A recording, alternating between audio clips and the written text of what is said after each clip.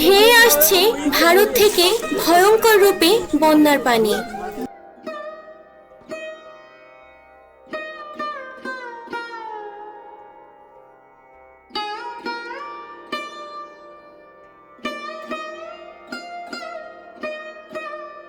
ভারতের ত্রিপুরায় অবস্থিত Dumbur hydro electric power project বা ডম্বুর গেট খুলে দেওয়া হয়েছে, কারণ ত্রিপুরাতে ব্যাপক বর্ষণ হয়েছে, ফলে বন্যা দেখা দিয়েছে।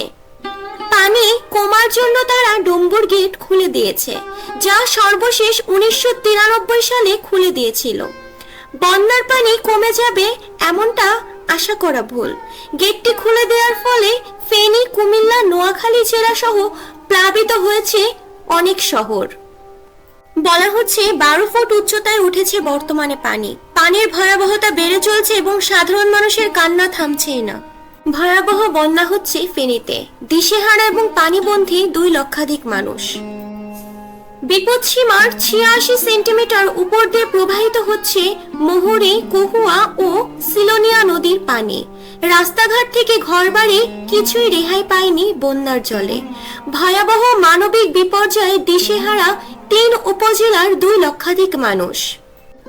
জানা যায় গত 3 দিনের ভারী বর্ষণ ও ভারতের উজান থেকে নেমে আসা পাহাড়ি ঢলে দেখা দিয়েছে মানবিক বিপর্যয়। ফুলগাজী উপজেলার সদর ইউনিয়ন, আনন্দপুর, মুন্সিরহাট, আমজাদহাট ইউনিয়নের 40টির বেশি গ্রাম প্লাবিত হয়েছে। পরশুরামের মির্জানগর, চিথিলিয়া, বক্স মাহমুদ ও পৌর শহর সহ 45টির বেশি গ্রামে পানি তলিয়ে রয়েছে। এছাড়া দিশেহারা রয়েছে সীমান্তবর্তী ফেনীর ফুলগাজী ও পরশুরাম ও ছাগলনাইয়ার বাসিন্দারা। ক্ষতির পরিমাণ কয়েকশো কোটি ছাড়িয়ে যাবে বলে মনে করেছেন সংশ্লিষ্টরা। সূত্রে আরো জানা যায়, রাস্তাঘাট, ঘরবাড়ি, ফসলি জমি ও মাছের ঘের পানিতে তলিয়ে গিয়েছে এবং লোকালয়ে পানি ঢুকে 2 উপজেলার প্রায় 25,000 পরিবার পানিবন্দী রয়েছে।